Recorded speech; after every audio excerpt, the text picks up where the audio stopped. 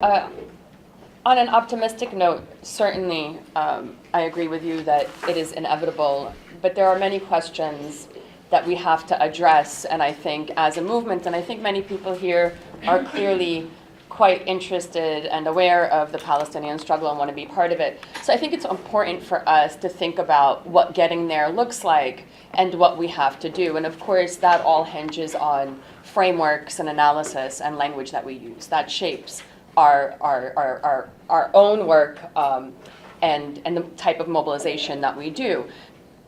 Like Miko said, we are optimistic, and Israel's struggle continues to be one of legitimacy, right? Fourth or fifth largest military power in the world, billions and billions of dollars on a PR machine meant to silence and demonize and criminalize Palestinians, and to enshrine the victimhood narrative that the Israelis have, which is a supremacist narrative, right? This idea of victimhood is actually in and of itself supremacist, all of which have failed, and still to this day, you'll find the Israelis, on the condition that you recognize, Israel as a Jewish state. Well, it's not legitimate, and it has failed. And BDS has been a big part of that failure, but BDS has grown from the shoulders of the Palestinian resistance movement, and we always have to keep that in mind. And I'll talk a little bit about the distinction between the two later.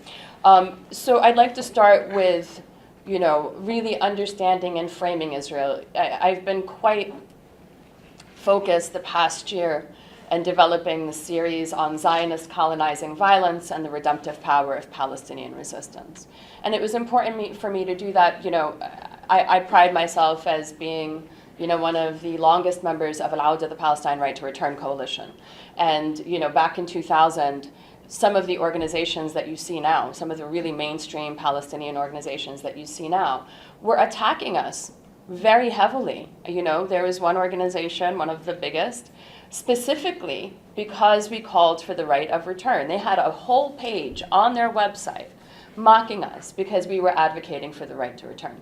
And I say that with some hubris, not simply because, as a Palestinian, but as an activist, as a human being, as human beings collectively and individually, we've been in a position to always thrust movements ahead, and that's what I like to see our role, especially in Al-Awda. And that's pretty much where I'll be focused for some of it, or just posing some questions. So, in order to hasten BDS, and one state is entering the mainstream, even in the United States, even in Europe, it's entering the mainstream language, the mainstream thought.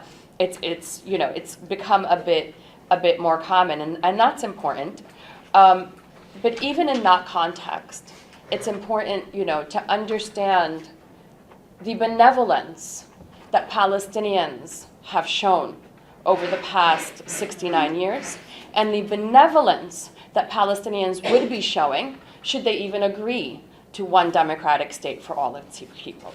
And in order to understand that, we have to go back to the beginning, right? All of which I hope dismantles all of this mythology about anti-Semitism and the Jewish state and the victimhood and all of that, which is to look at the founding of the Zionist entity called Israel, right? Sure, all of us can agree that it is a white settler, or it was started as a white settler colonial project, right? But it's distinct because it's a white settler Zionist colonial project, and that's a big distinction. Like any colonial project, the owners, the founders of the project, sought to dominate, right? They were foreigners who were seeking to dominate another land for the purpose of subjugating its people and taking its resources. In a settler colonial framework, you now have added to that colonialism two things, right? So the land is not just used for its resources, you actually physically take the land, and now you also require settlers, a population pool that comes in. And then that requires the victimhood narrative, the Torah-based narrative, all of these narratives that then become tools of supremacy from their initiation. But then you have the element of white, right? So it's hot, which means that there are hierarchies. as exists in the 48 territories known as Israel, where they have a list of who are the security threats, right? Palestinians are at the very bottom. They've always been at the very bottom. But the least threatening people are the white Jews inside the Green Line, right? So it was a hierarchical society, even from its inception, and in the way that it treated some of the Arab Jews who were tricked into becoming settlers initially, like those coming in from Iraq, right? But then you add, right, so it's white, settler, colonial, then Zionist. And what does it mean to say that we're Zionism? And I think that this is where the greater struggle of our Jewish allies really remains, is divorcing Judaism and the Jewish community from Zionism and openly attacking Zionism. I actually was asked, by a prosecutor and by a judge on the record, right, how married they are to this, excuse my bluntness, but you said we were going to keep it real. Married they are to what I think is a disease, right? Forced me to state on the record whether I was an anti-Zionist, right? And this is in a courtroom. And I've had these experiences many times. I'm an attorney, right? This was in a courtroom. I mean, the amount of unethical and problematic behavior.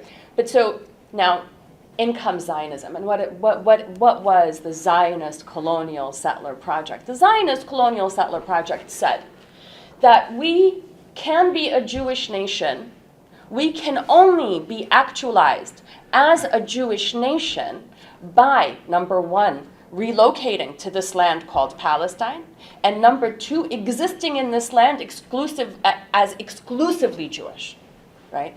So from its inception, this was an exceptional colonial project because from its inception, it required the ethnic cleansing and the final solution for all Palestinians. And that has not changed, which is why Palestinians are in the conditions that they are in, right? And not only has that not changed, and this is important to frame what it means to be an activist in an age where one state is coming into the mainstream, right?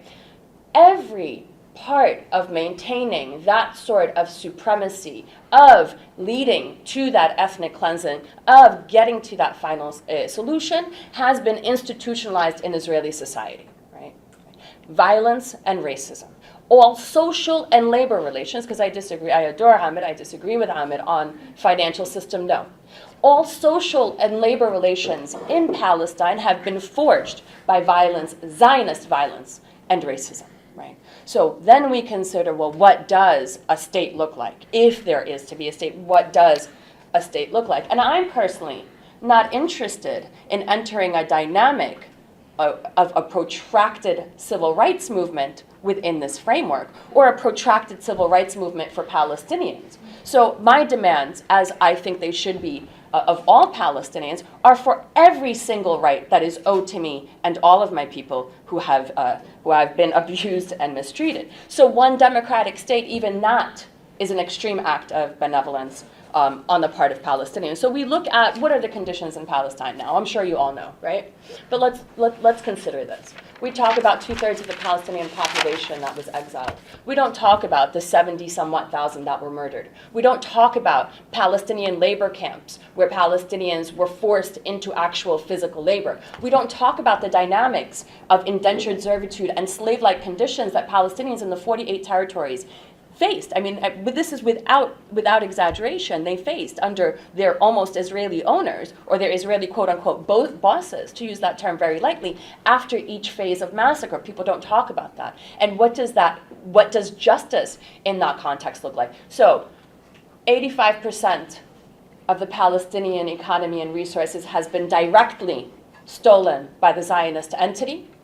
And the Israelis that you watch lounging on their beaches, who have a home here and have a home there, they're living their lives directly as a result of what they have stolen and caused Palestinians to suffer.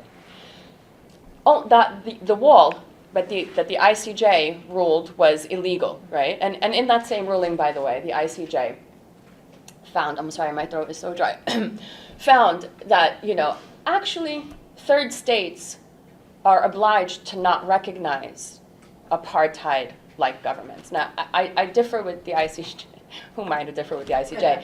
But I differ with the ICJ on something which we'll get to later, right? But that wall, right, which has taken another 42% of land in the West Bank is only about a third of the way complete. Can you imagine what the implications of that are, right? Across settlers have been weaponized and mobilized in an escalated way, in ways that we haven't seen. They've become the escalated agents of ethnic cleansing in the West Bank, right? And you see this is manifested not just in, you see those videos of you've got some white guy crawling into somebody's home, physically, it's quite sick, crawling into somebody's home to live in it. But also in the quotidien and the theater of casualty with which they're killing Palestinian children and taking selfies with them as though they were game, right?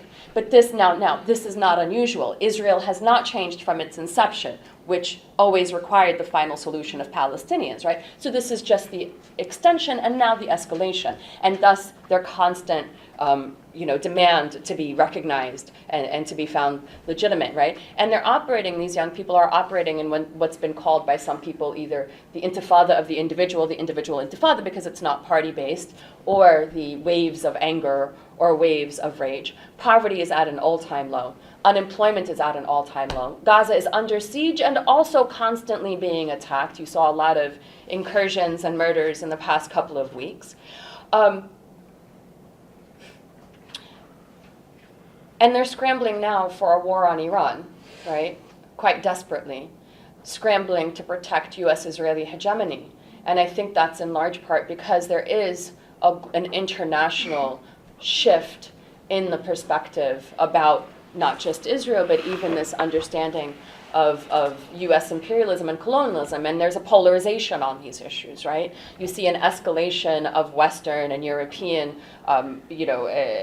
desire to recolonize the region, right, in their policies in Afghanistan and in Syria and Libya and Iraq, right? And then you also see, especially the newer generation, who's actually making an anti-colonial analysis, and so there's a scramble. There's a scramble to decolonize and to recolonize, and part of that is to reestablish and ensure Zionist and Israeli hegemony. I lost my train of thought. Well, but going back to the region, right? So what else has this colonizing project required? Is it has required war to sustain itself, not just economically, right? I think it spends 10% of its budget or something like that on military, right? So it's an important part. That's not a small percentage. But as Rabin has said, I love my visceral response. It makes sure I'm still there. But as Rabin has said, what they face is the threat of peace, right? And peace is a threat to the Zionist entity. And peace is a threat to the Zionist entity because those are the moments where it exposes itself for what it really is, which is an apartheid, colonizing military occupation. And so in moments of stability, it's not fighting for its safety, it's not the victim, it's not a national security issue, it's not the terrorists, it's we are this supremacist, state. We are these monsters. And so, yes, peace has always been a threat, and they've admitted it's a threat. And so there's the need for the ongoing warfare. And what does that mean for the region? Because you're not looking at Palestine. And so I disagree. It does have to be Palestinian, and it does have to be an Arab state in order to reintegrate into the region, which is part of undoing and dismantling what the Zionist entity and U.S. imperialism has done in the region. So that's all very critical. And these are calculations. Ahmed is an attorney as well, right? When you bring a claim for damages, when somebody hurts you, right, whether intentionally or even unintentionally, when somebody hurts you unintentionally, you bring a claim for damages, and you're asked to be made whole. There's an actual mathematical calculation. What have I lost over these past 10 years? How do I calculate that, right? And with each year, these calculations increase. And these calculations are to be made not just for Palestinians, but this is what I think that we should be looking at. Now, in this age of what I think we are, what I think is the questioning of a state, right, and the questioning of the ability of the state to live up to its social contract with its people, looking at ISIS, looking at the region, I'm not so much married to the idea of one state and the state as an institution, as much as I am married to two things, which is Palestinian self-determination and the full right to return for all Palestinians to their original homes and to their original lands. And self-determination is basically sovereign equality.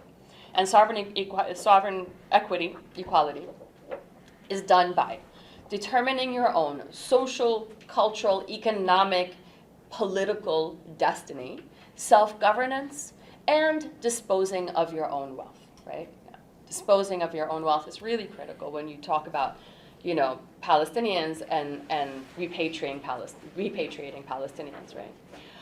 And that also requires the transfer of power. So questions that I think we should be looking at, to be post the idea of one state, because now it's in the mainstream, is what does the transfer of power to the individual Palestinians look like?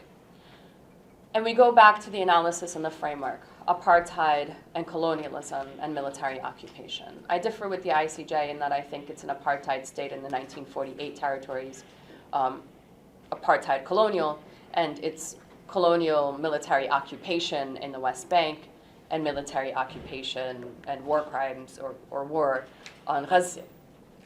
And so looking at that, we can look at how other anti-colonial liberation struggles happened, right? And how they were able to take back their land. And Algeria was one of French settler colonialism, right? Not as extreme as the Zionist one. The Zionist one, final solution.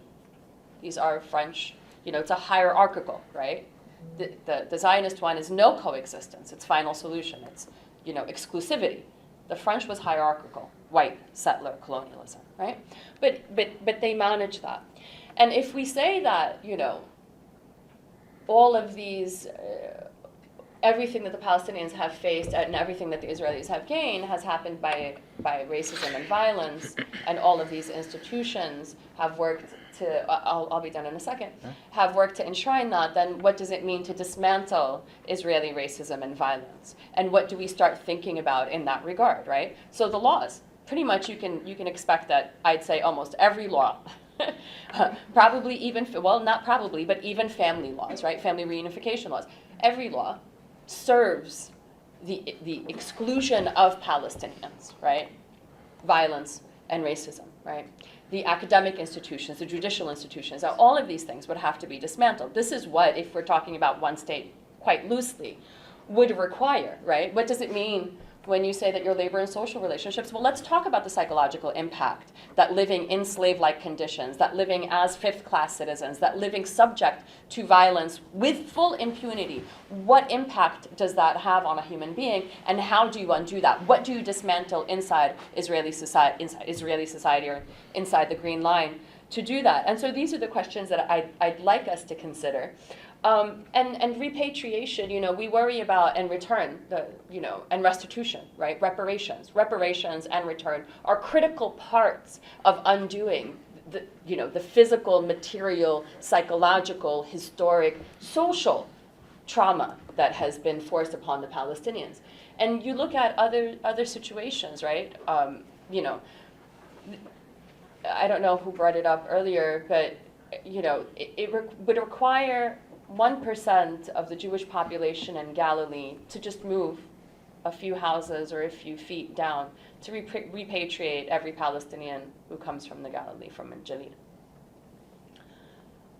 But let's talk about what that looks like, and what do the Palestinians need to do that. In South Africa, and there's some principles about this.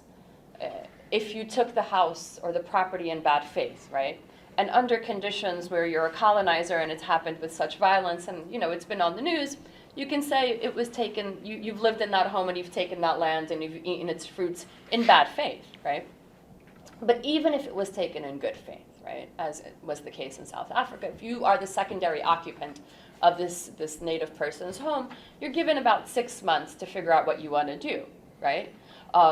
But the initial occupant, the first occupant, the Palestinian, would make the decision as to whether they want their house back and when, and then the occupier, the colonizer, would sort out the logistics on how to accommodate that with certain options. In the Algerian framework, what they did was they said, yeah, you know, leave the original homes, you have this time frame.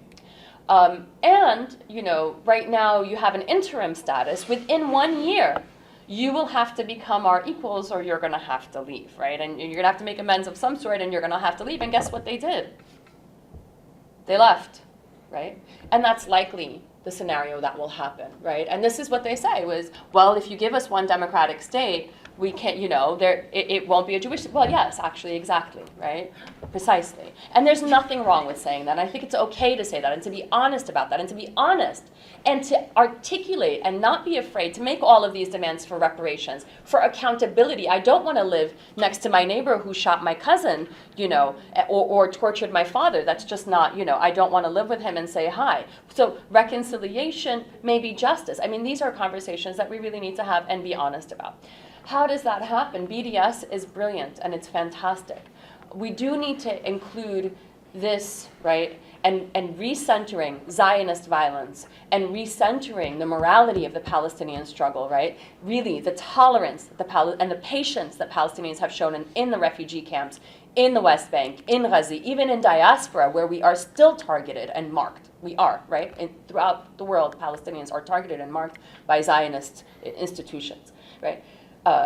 So recentering that, and also considering, you know, to keep in mind BDS is brilliant and so important and it's a tool, but I think it's time to be a little more creative and to escalate. You look at, and it is a peaceful tactic, one that makes the Palestinians rely on third parties for their liberation, and it's fine. Allies, solidarity is important, but what does it mean to empower or be a part of helping Palestinians be more active agents in all of this, in their return, in their resistance? Because the hunger strike was more effective in, what was it, 40 days than BDS has been, and BDS 2003, 14 years, right? They were actually more effective. That's direct resistance. That's the difference between direct resistance and indirect resistance, right? This is where you are an agent and you can actually end impunity, right? More land has been liberated by armed resistance than has been by any other means, right? So let's also talk about what it means for Palestinians to be agents in their own liberation and how we can be part of that. Thank you very much. Sorry for going so long.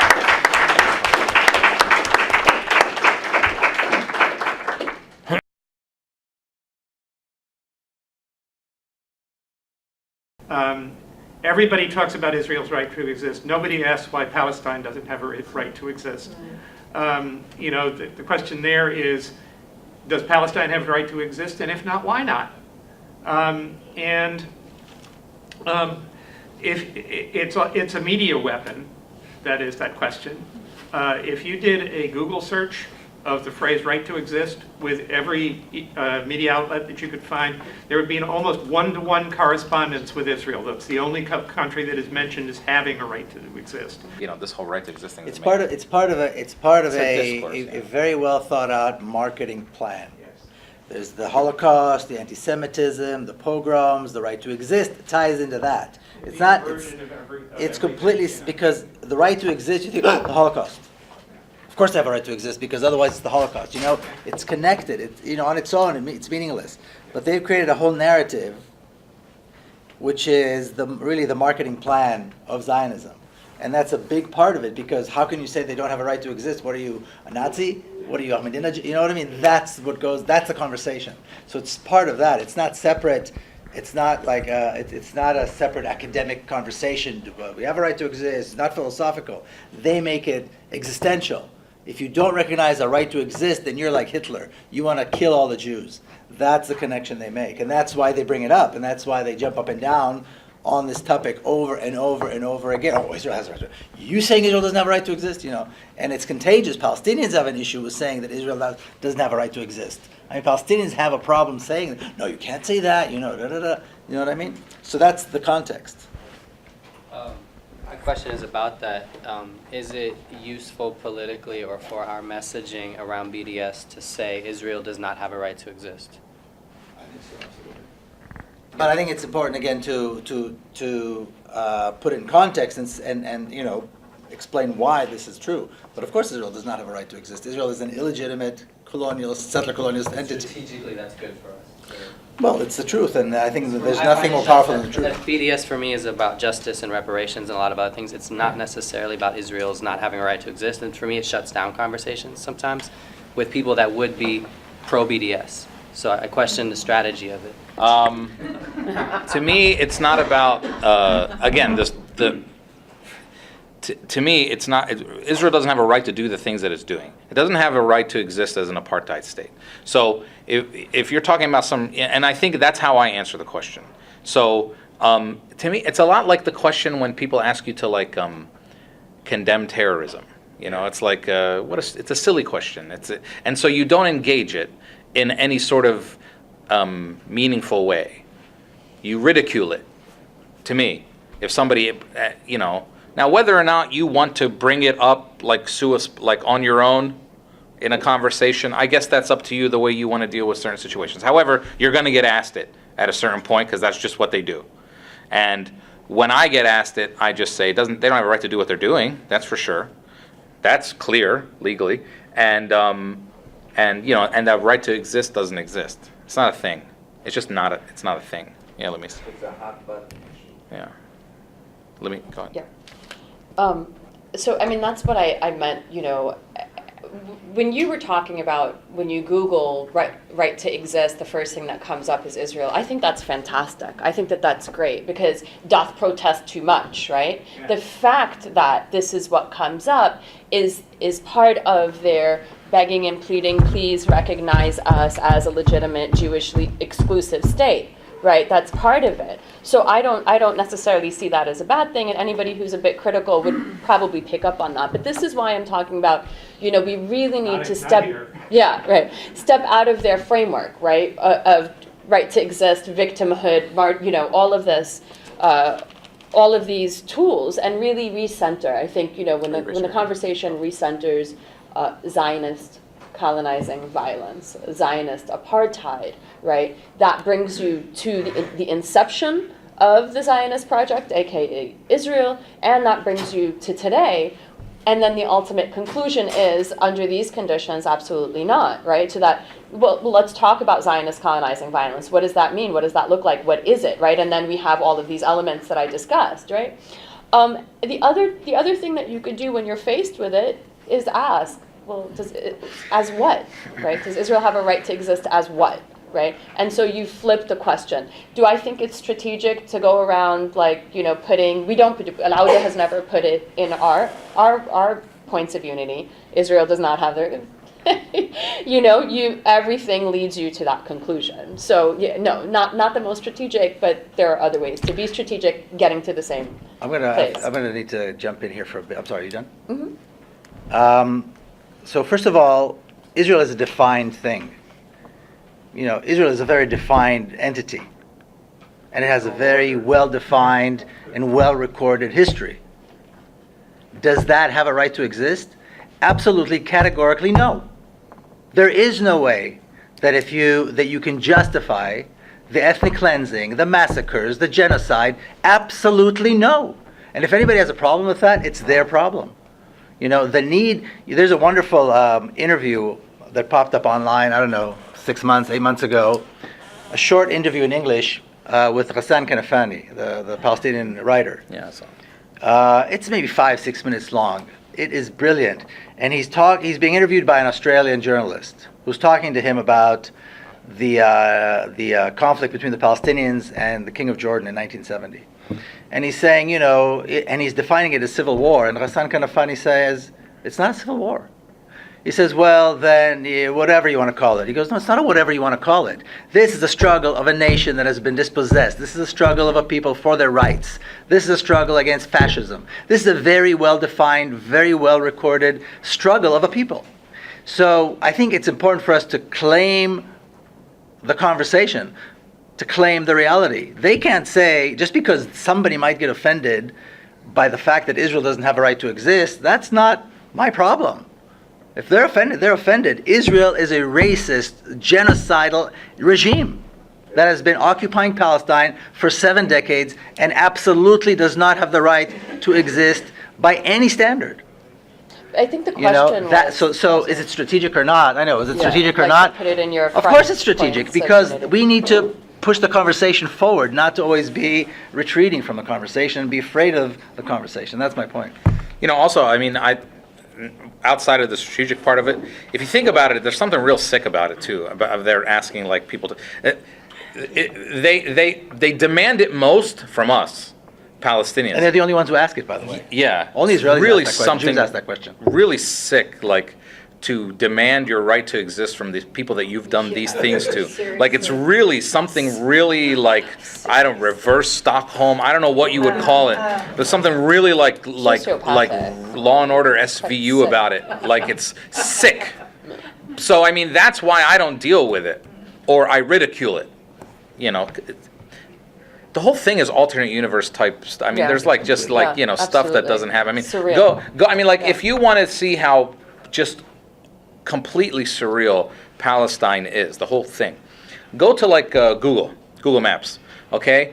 And the smallest cities or settlements inside of in Israel, like so, like there's a small little Israeli settlement about 10 miles from Gaza called Sderot. Am I saying that right? Sderot, yeah. Sderot, okay? Small. I don't know how many people live there. 1,000, 2,000. Not very big, okay? But if you zoom in on Google Maps, you see what you would expect to see. Names of streets. Here's the post office. Here's the whatever.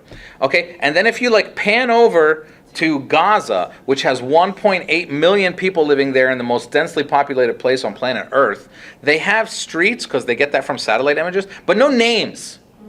Like no names of any streets or anything. Now those streets have names, but there's no, because it's like, you know, it's like, I mean, it's so messed up that you cannot like imagine the alternate universe type stuff. Google erased Palestine last year. Like they erased something and then they had to bring it back. I mean, like it's just so weird. So our struggle is not when I say to people Palestine is different. And they go, no, but these people over here. No, it's different. It's different because our struggle is not one of like necessarily one that's categorized by poverty, categorized by I mean, we have massacres and being killed, but it's not necessarily only categorized by that. It's this weird thing of being invisible. So every other people in the world who are being marginalized or oppressed or dispossessed or whatever, they're citizens of somewhere. Okay? We're not. It's this completely unique thing, right? So that's why it's we have till 10 off. Okay. So that's why it's so weird and different than anything else that's happening in the world.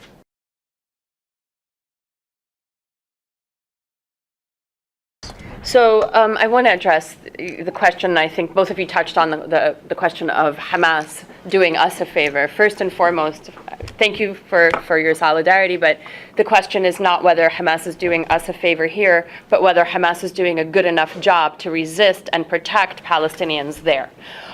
So that's really the question. But about the impact of Palestinian resistance on the solidarity movement, I can assure you that BDS and the solidarity movement internationally, not just in the US, would not be in the position that it's in now, where it is taking the seat of human rights and morality, you know, in international human rights and morality, but for Palestinian resistance, but for groups like Hamas who have resisted their own ethnic cleansing. They are resisting the murder of themselves and their own people. 75% of Palestinians voted for Hamas in the last election. Hamas is part and parcel of the Palestinian body. I do not agree with a lot of what they believe in, meaning I do not agree, especially with the latest charter, two-state, ziftu batat, you know, whatever. But they are part of the Palestinian body. They are part of the Palestinian people. Before Zionists criminalized and demonized demonized and turned into terrorists who are going to engage in a bloodbath Hamas, they said the same thing about Arabs, right? Because before it became Muslims, it was Arabs.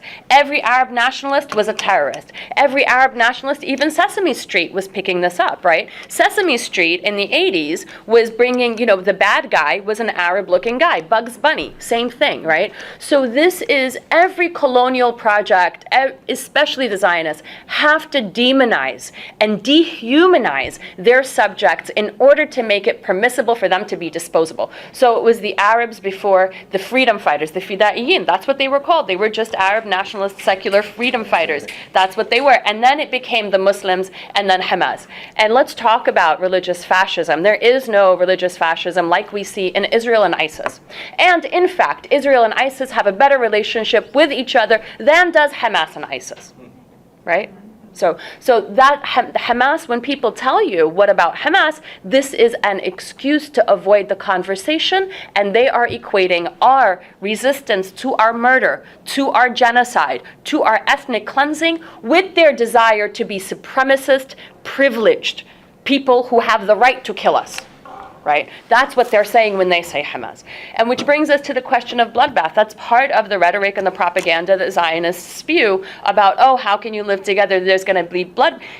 We haven't been the perpetrators of violence. They have, right? They are the ones that need to be disarmed. We are not the ones that are armed, right? They need to be disarmed. They need to learn how to not be violent. They need to learn how to not be supremacist and how to live without their privilege. And many of them won't, and they'll leave. So you don't have to worry about it. I mean, they're there specifically for the privilege, so they'll leave. Your point about BDS is a good point. Paralegal is very important, right? For years, I've been working on the inside of defending Palestinians before Paralegal, and I got to tell you, Paralegal has been a blessing, and it's so important, right? But even the tool is a tool for us to make space. What I was trying to get to, and I didn't want to go into because there isn't a majority Palestinian population in the room, is we really need to start, recentering our own knowledge and reimagining what our homes and lives and land looks like. And that's on us. And reimagining what our movement looks like, right? Because even through BDS, there are layers and privileges and elites in Palestinian society and even in the movement that are formed, that are stuck in what are often neoliberal kind of frameworks and dynamics. And we're seeing the rise of this, actually. And I think that's in part mobilized by soft Zionists who want to keep it within the neoliberal framework, which reproduces the same power dynamic here, right? It's valid only when, a Jewish person says it, and we have to work to sound as valid and sophisticated as a Jew. It's a reproduction of the same racism and power dynamics. And so we need to work on doing that. Thank you so much. Let me give a minute to Miko. Yeah, I'll be very brief. I'll just say, I agree with Lami. I don't know Hamas is the problem, but there will be those who want to create a bloodbath. There are several thousand hardcore Israeli settlers that are armed. They live in Hebron. They live in parts of old city of Jerusalem. By the way, Rob, you are an expert, so we're going to not pretend that you're not. But they are going to be the problem. They will take arms. Their model are the zealots who fought the Romans and Masada and all this. And hopefully there will be the rule of law, and when this happens, they'll be either killed or arrested. I don't think they will ever be able to join normal society because they are sick, and I think you know what I'm talking about. This is a hardcore group of religious zealots. There would be no BDS, there would be no Hamas, there would be no Palestinian resistance had it not been for the occupation of Palestine. So in other words, if we don't like Hamas, and we don't like BDS, and we don't like rockets, and we don't like this, and we don't like that, it's easy. We free Palestine. We get rid of the Zionist occupation of Palestine, there will be no resistance. Resistance is always, we have to remember this, is not the problem. Resistance is the response to the problem. It's a response to the occupation. And there are many forms of resistance, and I think the Palestinian resistance has always been legitimate, completely legitimate. I reject that any of it is terrorism. And it's important to support it in whichever way that we can. I don't think that is the problem. I think there has always been an attempt to criticize and delegitimize and terrorize, if you will, all forms of Palestinian resistance, whether it's armed resistance or unarmed resistance. And we need to have the right to support that resistance because I think it's legitimate. And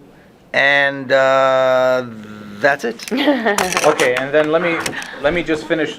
Everybody give me one more second, please. Give me one more second. Let me finish up here. Let me talk about the things that other questions that didn't get touched on. The hunger strike thing, and I want to finish with a note of like optimism here. Not that we're being pessimistic, but when I saw them barbecuing outside the prison, this is just another thing of their sickness. Remember, they were also on the hills watching Israel bomb Gaza in 2014. But it's also a sign of their weakness. I mean, you have all these, we tell a lie sometimes. Israel's so smart, they think 100 years ahead. These are lies, man. Nothing scares Israel more than a Palestinian in front of their face. It scares the hell out of them. And they don't know how to deal with it. And they're not strong. I mean, they had 1,500 people on strike, 1,500 Arabs on strike, and they're so smart, but they couldn't convince them to eat. Okay? And like, we're talking about Arabs. It's very easy to convince Arabs to eat. And they could not do this. They're not a smart people. They don't think a lot. The culture that they've built for themselves, like you're talking about, when you go to Tel Aviv airport, some 25-year-old comes and strip searches you, takes you into a room, strip searches you, finds nothing. When you come back the next time, he strip searches you again. Like, this is the culture they've built for themselves. A culture of people who, like, that's a job in their society, strip searching Palestinians. You understand? Like, that's what he talks to his wife about. That's what he gets paid for, not that much money. That's what, and he never finds anything, so doesn't he have success at this terrible job? And it doesn't work because the job is modeled to make less Palestinians come through Tel Aviv. That doesn't work. So he's still strip searching 1,000 Palestinians every day with no success. So that to me is a sign of our victory, right? That they have not been, this is what they've built for themselves. They ask stupid questions, so I go into Tel Aviv airport, they ask me, what's the purpose of your visit? Say that to me. I'm from here. What's the purpose of your visit? I say to them, what's the purpose of your visit? You're visiting, not me. So, and the last thing I'll say is if you go around Palestine, if you go into, like, let's say Akka, or you go to Jerusalem, there is no country in the world, if I was a businessman, I would start like a little Israeli flag company inside Jerusalem, because there's no country in the world that buys and displays more flags on their houses than Israel and Israelis. And it used to really piss me off when I would see these flags. As Palestinian, I'm like, oh God, fuck all these flags, it's really annoying. But I realized something very quickly after talking to their soldiers all the time, which I do, and like just dealing with them all the time, is that those flags are not there to piss me off. That's not why those flags are there. Those flags are there for them. To, like, maybe if we put up enough flags, we can start to feel like we belong here. Okay? And it becomes a sense of empowerment for me. Like, they need guns and flags to prove that they belong in this place, right? We just need our last names to prove that we belong in this place. So, to me, I'm very, very optimistic. And when it comes to BDS, I hope that every anti-BDS law passes, and then I want you and me to be the first ones to go out there and violate them. All right? Because when it actually goes into a court, we'll be vindicated in America. That's just the way it's going to work. And then that's much more important than trying to stop them from passing the laws to begin with. I want them to pass the laws. I want them to pass the laws. Well, how weak it is of them to say, let's do everything we can to not talk about this thing. Right? How weak. So, we have to go forward with the discourses that we're talking about, because the discourses we're talking about are based on the idea that Israel's a failure. And it's very, very weak. And if we keep talking in that vein, we actually win. And we change the context and the discourse to something that is going to be hopefully liberation for everybody and victory for everybody. All right, thanks everybody.